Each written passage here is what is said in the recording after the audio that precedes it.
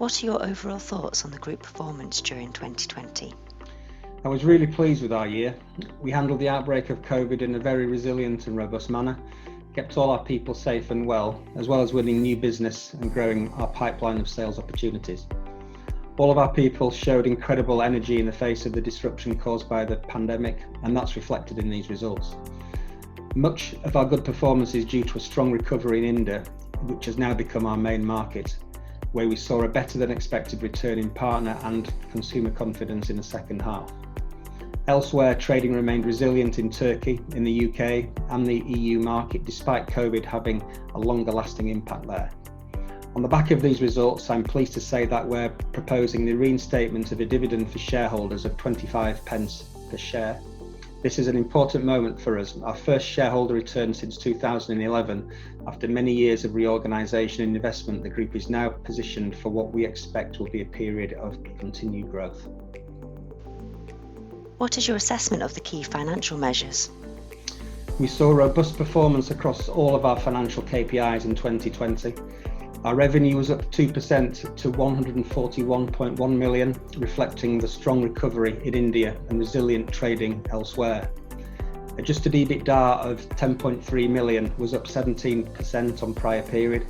Startup losses from our investment programs was 3.1 million, resulting in a non-adjusted EBITDA of 7.2 million, up by 32% on prior period. The adjusted EBITDA generated by our ongoing operations has now surpassed the EBITDA in our restricted operations, which is another milestone for our business.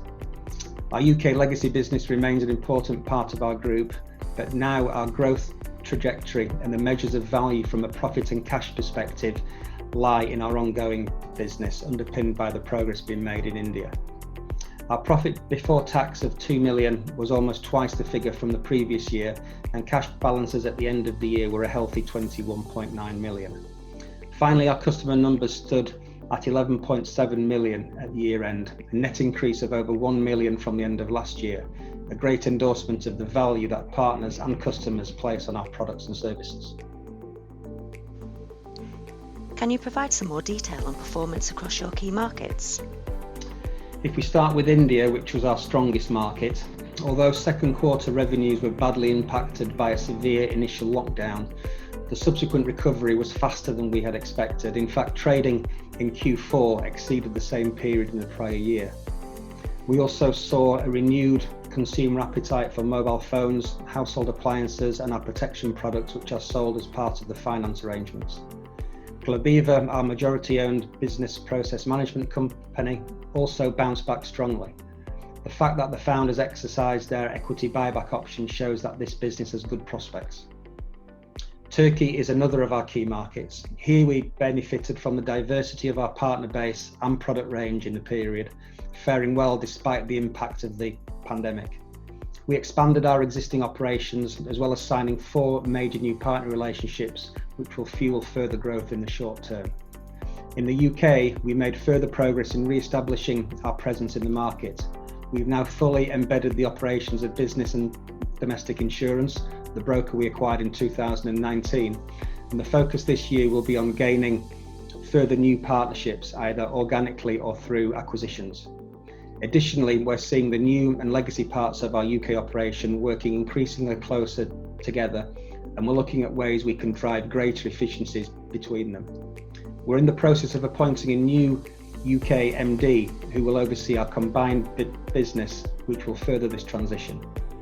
Elsewhere, in May, we closed our small Southeast Asia office, and post-period, we have completed a restructure of our EU hub, halted new business efforts in Mexico, and begun winding down our small Malaysian operation.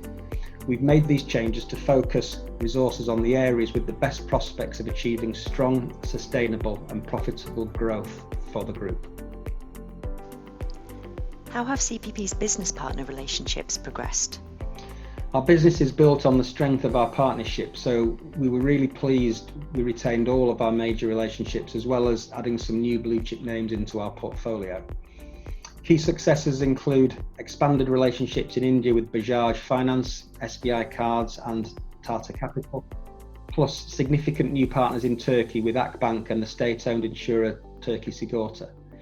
We expect that these relationships will grow further in 2021. In the UK, we signed several new partnerships, including the RAC and Gallagher, which have helped us grow in our home market.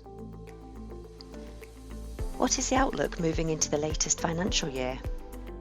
Although so far this year we're seeing COVID having a tight grip on many of our markets, our ability to adapt and innovate during 2020 gives us confidence that we'll achieve further solid progress in 2021. We've a number of growing opportunities across our markets, gifted, hardworking and resilient people, a strong financial position and a focus on areas that will achieve the best returns for shareholders. This is a view supported by the trends we're seeing in our trading performance so far this year, notably in our most important market, India. Our cash and balance sheet position is strong and we're confident in the outlook for the medium and long term. This supports us reinstating a dividend payment for the first time since 2011, which is a result of our continued growth and financial robustness.